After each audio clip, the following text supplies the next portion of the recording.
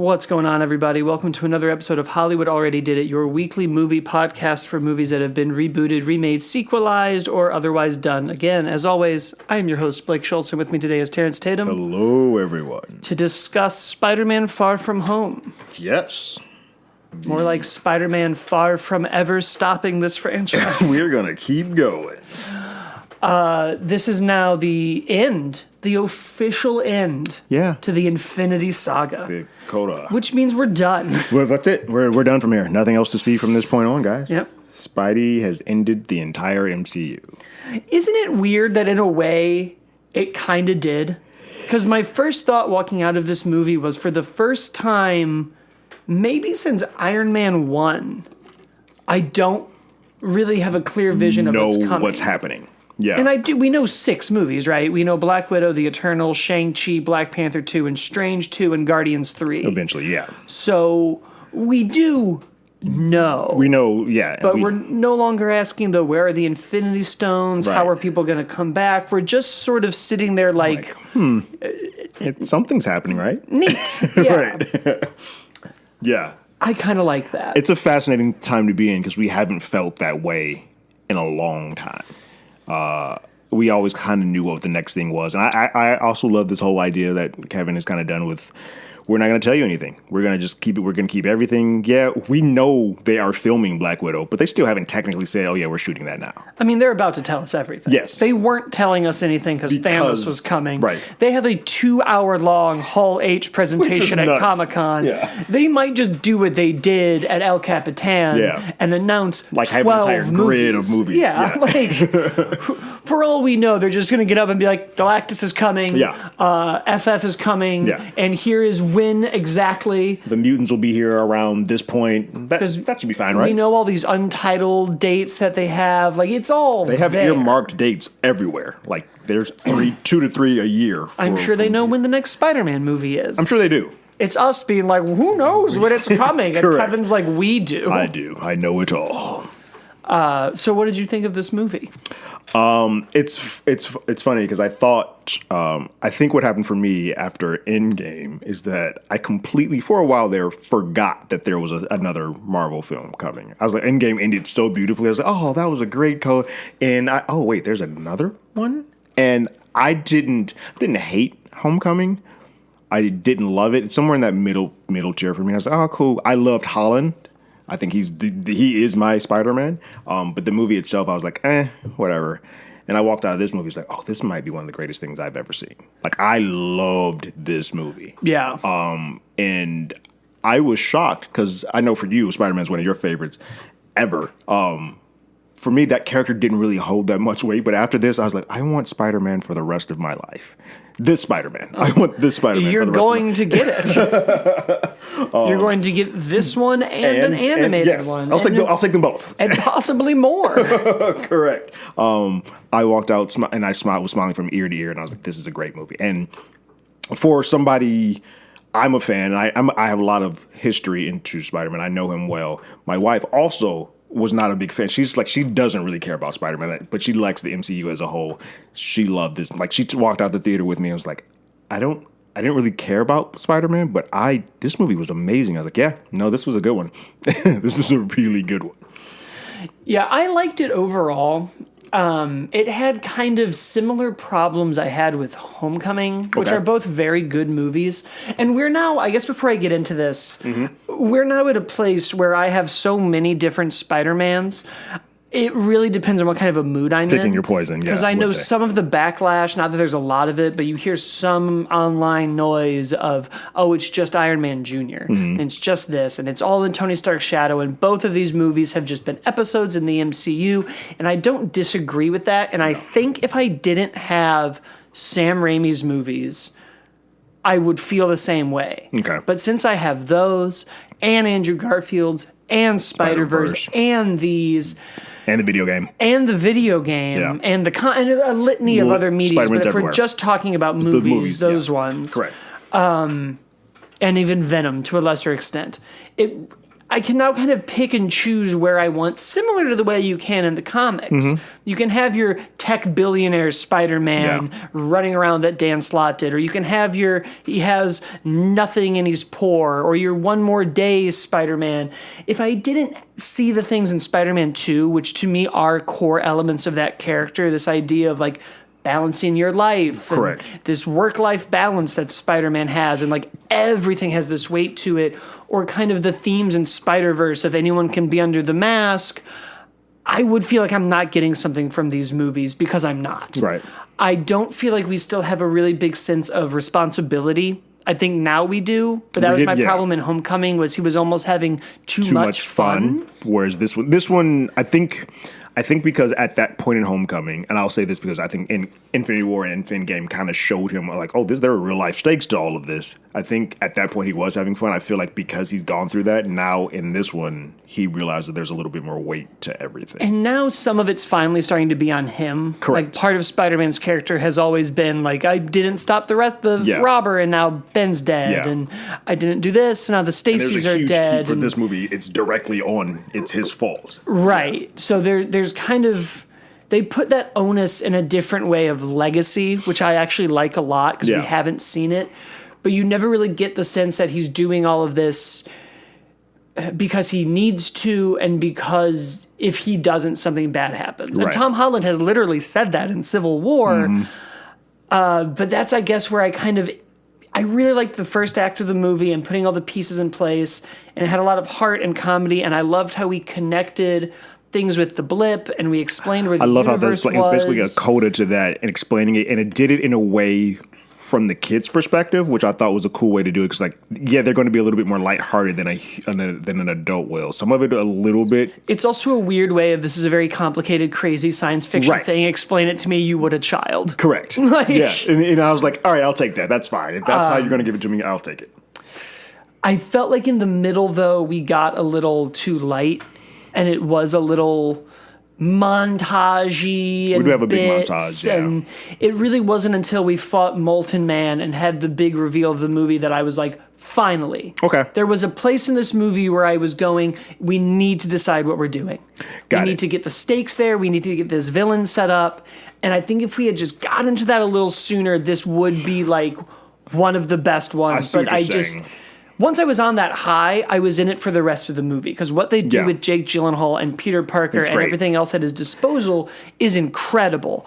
Yeah. The road there was a bit longer than I would have liked, and we got a little too, we're on a road trip, but it wasn't as, I don't know, funny as other road trip movies. I think for me, I've seen it twice. So I just went a second time right before we recorded. I think for me, the road there was fine, but I also I'm a sucker for teenage romance flicks and teenage some of those movies are some of my favorite films. So a big merging of those is kind of what this is. I get what you're saying though, because I think a couple of things happen.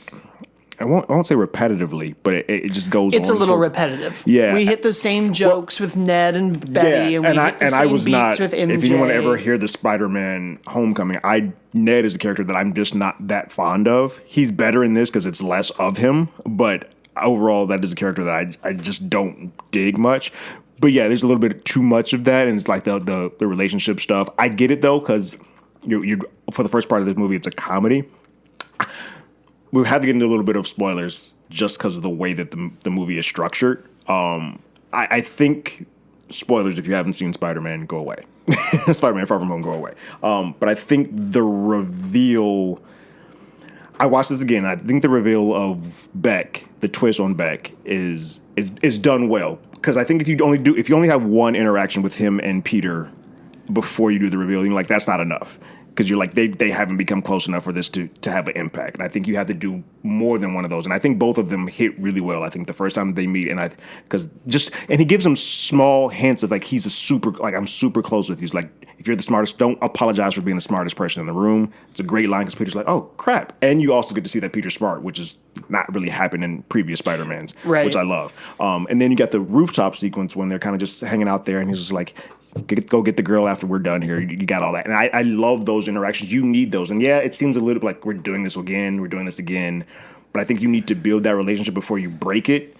Because I think if you're if you're us, Spider-Man fans, you know this is happening. Right. And I think the twist doesn't have as much as the twist for Vulture in part 1 because you're like, all right, I know where I'm going. The road there has to be a little bit more laid out because you already know that the exit point is where we're getting to. I think the things I thought were repetitive were the pushing away of being Spider-Man to deal with. I think if we had a little bit more of the elementals, I wouldn't feel this way. Because So where you I would have started, like two situations with the elementals I as opposed think to so. more with the road trip. because we never Got it. saw Sandman. Yeah, I know. think. No, yeah. That seemed on purpose. Yes.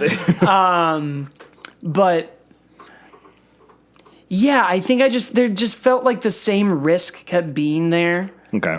And I guess if you are ahead of the movie, I guess I'm speaking as a fan, but I think even without that, I just felt like, well, where are we going? Yeah. Like, is this just going to be Peter stops and Molten Man does something and he has to come back?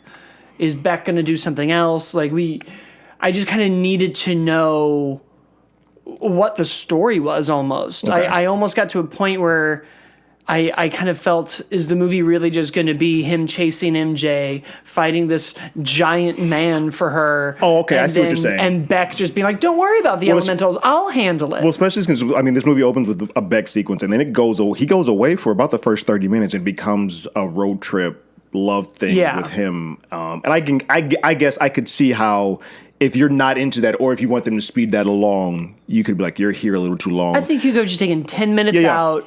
Because you wouldn't have lost anything. I get it. Yeah, no, that makes sense. It didn't affect me because I think I was so into the road trip part and the comedy stuff, and I was okay when the elemental shows up. But I can see how that first act might be a little too much kitty wise. It was or like maybe family 15 minutes before the Molten Man fight, where I was like, okay, we gotta just get this thing going. And then it does, Terrence. I think it's a matter of also they do a weird thing of putting people in places, because I think the one that I think bothers me the most is the opera one, like when they have to switch them from going from one to the opera, and then you end up having to put Ned and Betty with MJ. That felt a little contrived because they didn't really need to leave the opera. They could have kind of just and I felt like MJ. they kept really making it obvious that it was going to be Peter and MJ, and for this guy to be the risk, I almost wanted to see them flirt a little more. Correct. Yeah. She very quickly was just like, no. Yeah. Which it works very well for her character. Correct. And we could talk about her character for about an hour because it's very, very important. Yeah. How they're doing this and how they're adapting it. It's very, very smart and clever. I like it. Relevant to, I think, how filmmaking and storytelling should be now. Yeah. But that's enough. I don't want to harp on the 10 minutes of the movie that I thought But you're was right. slow. Once that happens, it goes breakneck speed and it's everything that they put on screen. Mysterio looks, and the imaging of his powers is stunning. It is glorious to watch. And I was like, oh, I remember I was smiling from ear to ear, just thinking like, oh, this is what I like my Spider-Man animated. Like, this is what this feels like in live action. Well, and they did the same thing Marvel's always done well, where they change elements of the character and they keep the core. And at its core, Mysterio is really just a character who's pissed off because he's a failure. Right. And he wants to be respected, and he wants people to adore him, and he wants the adoration, and he's, at least the version of him I like is the failed Hollywood special effects person. And nothing's but I deserve so much. And Give me the accolades. We haven't done, it's a little tropey to just be like the genius who thinks he's smart and deserves everything. And we haven't done it in a lot of these movies probably since Obadiah Stane. Right. And he wasn't even just like, recognize me for being smart. Yeah.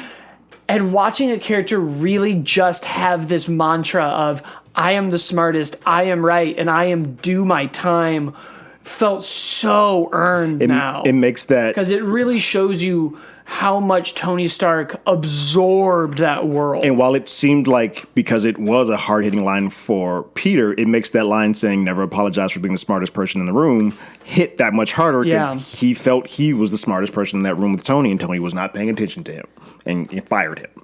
Right. And watching Beck's whole arc, and they're also doing a very good job of, this is where they're doing, in my opinion, a much better job than the Raimi movies.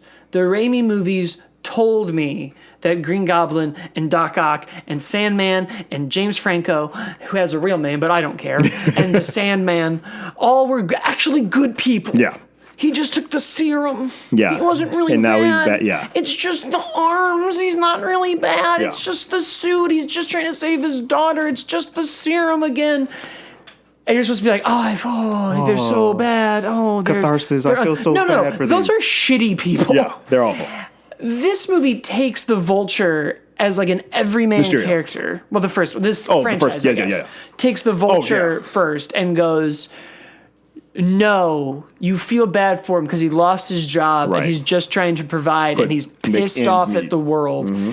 And with Mysterio, it's, the guy above me just said I was nuts, and he called my hard work barf. Yeah. And he made fun of it. threw me He out. threw me out. And you get these characters, and even his relationship with Peter. And he also is jealous of Tony's relationship with Peter. Like, you chose this 16-year-old kid to give the keys to the kingdom to. Why not me? But he also liked Peter. He did. And it makes that character so much better. Yeah. Because I understand him. As opposed to these other ones where they're just nuts. Yeah. But actually it's drugs. Yeah. Which, is a fine metaphor once. But Correct. if you're going to make your whole movie 3 times. Yeah. Look, I like those old movies, but... It's the same trope all But three you times. fool me once and you fool me twice. You can't fool me the third time Correct. when it's just bad. Just adding more stuff in a dance number. Yeah, no, he did the same villain 3 times. Then Yeah. he did it 3 times in one movie. Yeah. And that's bad. But you're right. In this, I mean, there's moments when he realizes that Peter is now coming after him. He even says, like, now I have to kill you because I have to kill Peter. And I actually like this kid. And he keeps saying to him, Yeah. like, Peter, I dug you. You're just now in the way. And it even makes the moments at the end Yeah. hurt more. Correct. Because the good part about a character like Vulture or even Mysterio is you feel like maybe they could be redeemed. Right. There's like a small part of you that's like Vulture could get out of prison And help Peter. correct. He could show up, Mysterio could show up, Yeah. and when there really is a Carnage, a Venom, a Green Goblin, He would be like, all these right, could I'm be gonna the back you up. people. Yeah. And a switch like that, like Sandman was an Avenger for a while. Yeah. A switch like that would feel very earned in these movies. Yeah. Where, even Doc Ock in Spider-Man 2 yelling at the claws that I'm in control, and they like Jurassic those horror Park movie. raptors Yeah. scream at him. Yeah. And he says, no! Yeah. You're like, okay, he okay. got his smarts back, I guess. Right. Like, he still did all those bad things, and these characters did, but you've shown me enough of the pathos Yeah. that, like, I would buy Mysterio on an Avengers team. Yeah.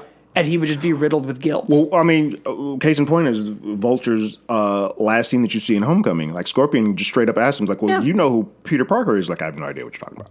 And he could have easily ratted him out. This is the guy who should do Mr. Freeze for Yeah. Batman. Yes. And so I was like, you're right. They have some type of pathos. They've earned some type of relationship with Parker. You kind of like, it's funny because these 2 movies with both Parker and Vulture and Parker and Mysterio, I feel more that he has a one-to-one connection with these guys than everything they tried to make me believe that he had with Norman and Doc Ock. Norman's was better. Norman's was better because it was a familial tie because he had Harry and they were connected all the way through. But Alfred Molina's Doc Ock, they tried to Feed create her a connection. poetry, Peter. Yeah, and I'm like, you've met for like a day or 2, and they keep doing that. They did that even with Chameleon in the Garfield ones. You kind of just like Lizard, and you just like you haven't earned this connection. Whereas these movies do a very good job of making us feel that they're connected, and therefore there is a payoff where one person decides to keep his identity. And then someone else may not.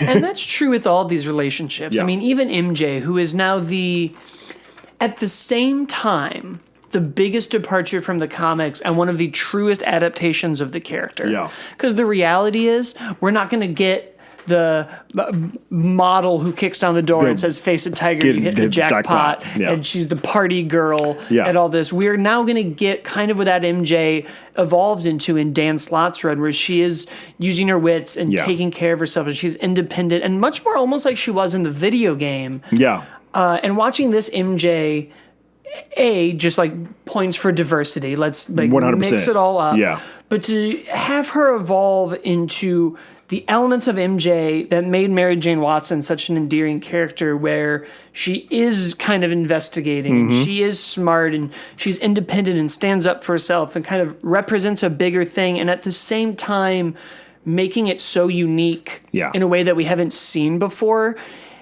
is such an impressive... And still having the awkwardness of two high school kids falling in love with each other. Because you get those moments where they look at each... Like, she's clearly looking at him and he's looking at her and they notice each other. And I was like, oh, that is adorable. That's also where these movies... I don't want to make this podcast taking pot shots at the other ones, but...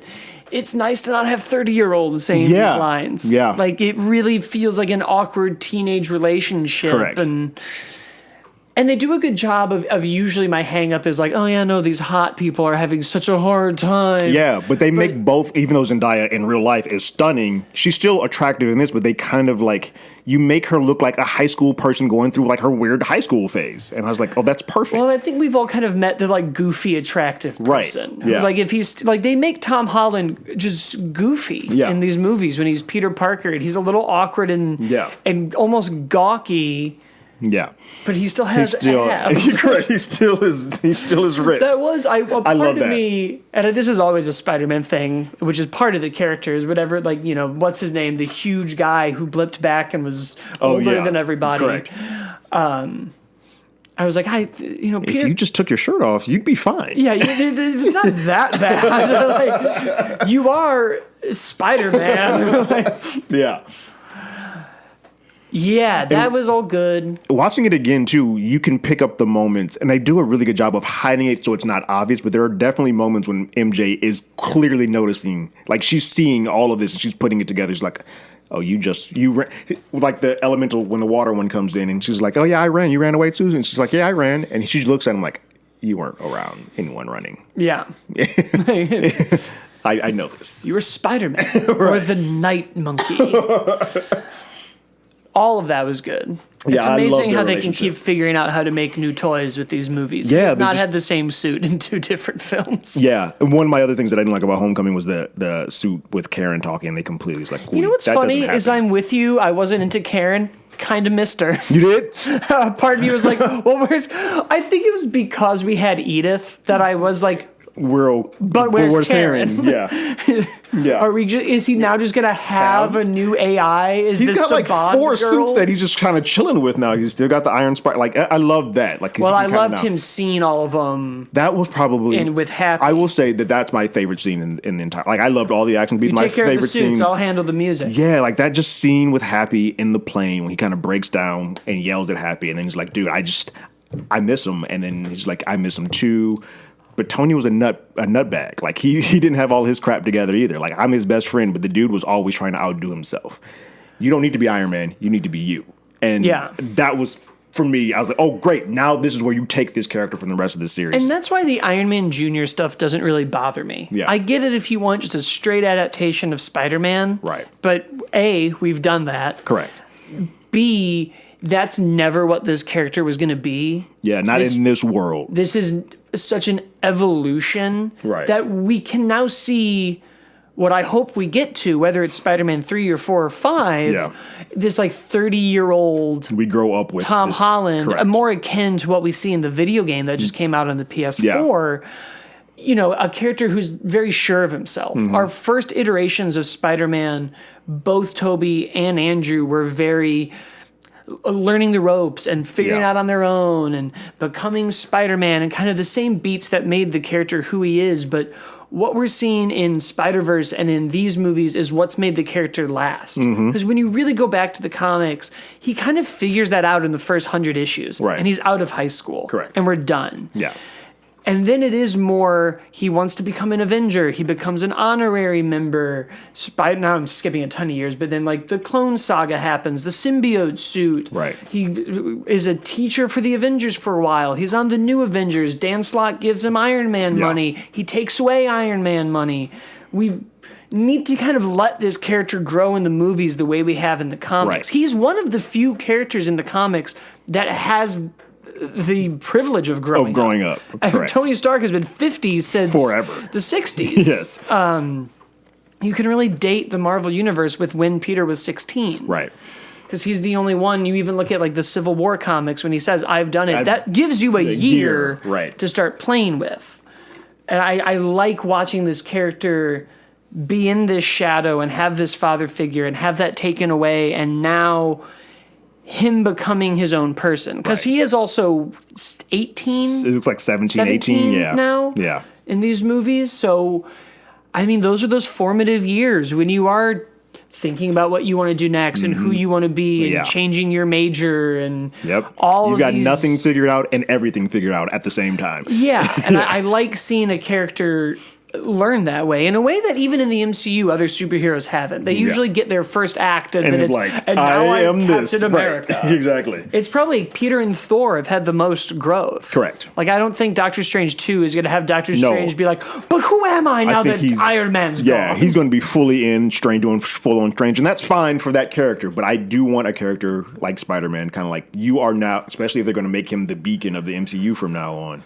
That I would like to grow up, and they have the luxury of, because he is young and he looks young. You can kind of age up with him as he goes. So then let's talk a little bit in the back half of the show then about him being the beacon of the MCU. Yeah, and where this movie leaves. Do you think? Because I don't think he's going to be the Iron Man of this MCU. I don't know if you can make him that, just because unless you age him up quickly. I don't think you can make him that because he is still a teenage kid, and it's kind of hard to put that much onus on somebody who still has to live their teenage life. I think he can be the catalyst for making them assemble again. He can be the guy who knows everybody. Right. I do think, because big spoilers, this movie ends with Mysterio revealing to the world that Spider-Man is Peter Parker. Yeah. Another beat we haven't seen this character deal with since Civil War, which was then blipped out of existence by one more day. Yeah. And I don't think Spider-Man 3 is going to have Mephisto making deals with it. Correct. I fucking hope not. Yeah. We haven't had, we talked about this, we haven't had a post-credit that influential since, I would say, the back-to-back of Tony revealing his name and then Nick Fury showing up. Like, we haven't had that much of a punch. But I do think this sets up the tone. Yeah. You can now, in a post-Avengers world, have a universe where people don't know who to trust. Yeah. Yeah. Like, do we just trust Doctor Strange and Thor and what do we do now? This is a great time to introduce the X-Men and Skrulls, and you suddenly kind of get a much more confused world. It's a much more gray area world. Like, do we trust a teenage kid to be our person that's like, this guy's he's a teenager. Like, why are we putting all of our faith in Spider-Man? He's now Spider-Boy as far as we know. Like, cops are now going to be against him. It's a world that they're building, and then I am happy because that's something else that's missing in these movies that does make Spider-Man is the police. He's a menace, the police. Yeah. Kind of everybody's an antagonist. I think in this world we haven't had that yet, and even though it's a small cameo, I think just putting Jonah on the board where you can kind of put the seeds of not just Jonah, Mr. Simmons himself. What a treat! My theater exploded. If you're gonna keep one thing, that is the one from any Marvel movie. Yeah. That is what you keep. And my theater lost it, and I was like, yeah. And he is the one that would be the harping in the back on Spider-Man where the police start turning on him. And I'm like, smart. It's not just the bugle. It's the net. It's not just the net. It's the controversial site. Yeah, which is smart because that's what TMZ, like, you basically adapted it now into what our current climate is. It very easily makes it where half can buy it and half don't. Yeah. I don't listen to a word J. Jonah Jameson says. No. You're right. You're going to have people who believe that. Spider-Man saved my life. Right. Yeah, this paves the way for Norman Osborn's Iron Patriot to remake the Dark Avengers, and then Peter's the guy who has to get Panther and Strange and Shang-Chi. He's got so many options now, because now you could be like, you could put Kraven on the board and like, I'm going to hunt this dude down. Like, he is now a menace. I am going to hunt him. You could do Kraven and the Spider Slayer. Yeah. You could do Kraven hunting him for whatever reason, and Jonah hiring the Spider Slayer to do it. There's a lot of options that they have, and it's crazy because we don't know when another Spider-Man is coming. Like, they have so many things on the gate first, and then the second post credits just says like Skrulls are still on the board. They're building and I walked out of that second credit scene. It was like, why is Nick Fury in space? Yeah. It's obviously Sword. Cute Korea. Yeah. I 2 days later, I woke up and was like, I got it. Of course. Yeah. It's fun. A suit of armor around the world. Yeah, and I was like, we've been in a situation where the last couple of post-credit sequences have kind of been making fun of us watching post-credit sequences. This is the first time in a while we're like, no, I need to sit and watch both of these. Well, it's like I said, we knew we were getting to Thanos and all those the heavy lifting was done. Now they have to do the lifting again. Yeah. Now we're building a new narrative. World. Yeah. And I'm all like, I like this weird nebulous where we don't quite I love everything that they showed us in those credit sequences, but we also still don't know really what's happening. Well, I liked this movie the same reason that I like a lot of comic book miniseries after events. Because a lot of times they'll do like a Civil War, and then they'll do, what is it called? Tony Stark's talking to Captain America's coffin. Yeah. Or they'll do Avengers vs. X-Men, and then you have the 5 miniseries of Cyclops in prison. It's like an epilogue after a big event. And it always kind of bridges the gap. Mm-hmm. It kind of gives you the real ending you want and the real character beats you want, but also is like, and now this. Yeah. Where if you just finish Secret Empire and then pick up Captain America 1 by Mark Waid, you're like, wasn't he just a Nazi? Yeah. And America doesn't care? Correct. It's like, well, the meat was in this 5-issue series that nobody talked about because they never should have made Captain America a Nazi. No. That should never have happened. There are a lot of things that you're just like, well, why did we do this? Yeah. That's why we don't want Mephisto in Spider-Man 3. And I don't. But you know what would be great? And I don't really want this, but I kind of do. What I really want is Kraven and the Spider Slayer. Yes. But my pie in the sky, it'll never happen pitch is you introduce the Jackal. Oh, wow. And the next movie is clones, and we just make Mysterio's Spider-Man was one of those clones, and poof, the problem's gone. We're done with that. He could fight a clone of Iron Man. Yeah, I do think it could be interesting with Mysterio because of the way his powers is. It could be an easy way to get out of that. I just hope they don't do it. I hope they lean into it. No, I think they're going to lean into it. I think you're going to get now this like secret Avengers or underground Avengers or new Avengers that's going to be... Do we really trust Wakanda now? Do we really trust the magic? Because if you think about it, until this film, Spider-Man was the only one whose identity was hidden. Everyone else was known. Right. So now he's in the ballpark with everyone else. Well, and this motivates MJ. Right. It motivates Flash. Yeah. Aunt May. Fury. This pushes all the characters in a direction that it needs to be pushed. I don't know if there's anything to see from it, but I feel like they're giving us something from Flash, and I don't know where they're going to go with it. Because at the end, when everybody goes to their families, and he goes to his person holding his butler, and he's like, "My mom's not no one sent me." I was like, where are they taking this? It's either Occam's Razor, and they had another arc about his parents, and then that was the end of it.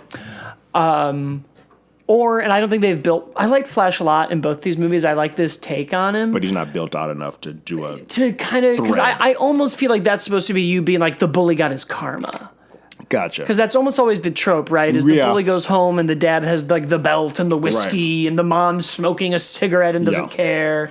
It's also a very just like rich person thing of like they don't have time. Right. It is a little out of nowhere. Yeah. And it's big enough for you to be like, well, what is this? Right. That either might just be here's more about Flash. But we're not taking it. But we're not going to do anything with it. It might be like you'll see more in 3. Drop a seed. Yeah. They could be setting up something that we don't even know about. Where now he's going to be something Kraven. Else. Yeah. But yeah, no. Overall, I like where we landed with Spider-Man. I love that this is kind of the close off of the Infinity Saga as a whole. Because I'm like, oh wow, 24? I don't 22. know. 22 films, and I'm like, yeah. I mean, there might be like 3 that I don't need to watch. But overall, they're batting a higher percentage than they ever had a right to. Yeah. I mean, this movie was just great. Yeah. I guess unless you have more to say, do you want to wrap out with a ranking that I don't have prepared? So we'll do while you give yours if you also have one unprepared. It's so weird because... I'll include Spider-Verse too. I think you should. So, like, of just Spider-Man films? No, we're not. I'm not doing a 22 that's movie long. I'm not doing an impromptu. Because that's difficult. If you can even list all of them. I said, yeah, it's in my upper echelon, but that's a hard thing to do for the MCU. For my Spider-Man flicks, that's a little easier. Because this and Spider-Verse are probably tied. It's hard because if I'm putting Spider-Verse in there, then I probably would put Spider-Verse as number 1. But this would be right after it. Like, those two are neck and neck for me. Yeah. And then I would put, for me, even though it has a lot of issues, this Venom. No, God no. Spider-Man 2 would be on there, and then I would go Homecoming and Amazing Spider-Man 1. After that, the other ones I don't really care. Like Spider-Man 1, Amazing Spider-Man 2, and Spider-Man 3 are kind of in the lower tier for me. So like Spider-Verse, Far From Home, Spider-Man 2, Amazing Spider-Man, and Homecoming are like by 5. Yeah. With Spider-Verse. I'm not including... I'm seeing a lot of people include Venom in their Spider-Man rankings. I'm not going... Yeah. I just don't... I don't Plus, know. if I were to, it would be I feel near like the that's end. including a spin-off. Yeah. You know? Right. Like, I don't really put Logan and Deadpool into my X-Men rankings. Those are kind of in their own little world. Yeah. I guess Spider-Verse is the same way. It's getting complicated. It is getting complicated. I don't even know where I would put If I were to put Venom in it, Venom would be at the end, like the tail end. Like under 3. Ooh, I don't even know if it would be under 3. I would probably do a full-on... If I did a full-on ranking, yeah, it would probably be under... Maybe above 3. I think mine, as I just figure it out while I'm going, and I think I agree with this, and I'm going to work it out as I say it. I think it's definitely 100% Spider-Verse at the top. Mm-hmm. But, and I said it before and I'll say it again, that movie's at the top because I got everything else. If that was the first Spider-Man movie we ever got, we would be like, this is very strange. Right. It would be However, that'd be a weird way to jump. I don't live in that world. Right. We live in a world we do have a bunch of Spider-Man movies in process. That gets to be there. Yeah. And then I think it's still Spider-Man 2 because I hate that Runaway Bride scene and I don't like Burt Bacharach's song, but I think that it might be next to Far From Home the best arc for Peter Parker, and Doc Ock is still just... Doc Ock is great. Doc Ock is I know great. that I'm contradicting myself because they did the same villain twice. think- and they did. Yeah. But they did it well here. I think my issue... The only reason why I have Spider-Man 2 under Far From Home is just because I don't think there's any chemistry whatsoever between Tobey Maguire and Kirsten Dunst. Yeah. I think there's a much better... And that's part of who Peter Parker is. And I there's a lot also more do between these always two. put the rose-colored glasses on a little bit, and I'm like, Because you think about it, but as a the kid, way... when I was a kid, that was one of the greatest things. It's weird because this probably is a more well-made movie. Yeah. And I've only seen Far From Home once. I've seen Spider-Man 2. Multiple. Who even knows? Yeah. But then Far From Home, then Homecoming, then probably Spider-Man 1, Raimi's one, then Amazing 1, Amazing 2, and 3. Yeah. We're not that far off. I think I just have Amazing 1 above Spidey 1. Yeah. Just because that Spidey 1... on recent watches, if I put rose-colored glasses on, it's a great movie. When I watch it now as a film fan, I'm like, whoa, what is this? The movie should be over in its first act. Yeah. Green Goblin wants to kill the board of Oscorp. The end. And he does. Right. Then he just decides he should fight I'm Spider-Man. going to kill that guy, too. And is like, imagine what we could do together. We're not teaming up? Then never mind. But you're never like, what could you do? Right. Do you want to rob some banks, or is this like a Thanos End of type? the world type thing? Or are we keeping this small in the Like, neighborhood? you don't even really have a pitch for him, Norman. You just kind of set him down. It was like, eventually they'll hate you. Join me. You basically tied him to a wall and like, we should join up. The lips But if do not sync up through this mask. They did not try to get the ADR Have right. you seen Power Rangers? That's what's happening here. Peter, they did a better mask in Maximum Overdrive, which is a bad Stephen King movie, and it's on a truck that is on my face. I don't care that this isn't how Norman Osborn sounds. It's fine. Yeah. Yeah, that movie is it also like it's the only Spider-Man movie. Like, I just saw this meme before, and I don't always agree with it, but it was like, I'm going to watch a movie from the 90s that I'm nostalgic about. And then, like, the blurbs off the movie are like, racist joke, sexist joke, ba ba ba ba ba. Spider-Man 1, I think, is the only one where you're like, oh, there's a homophobic joke in this. Yeah. Yeah. It's, Yeah.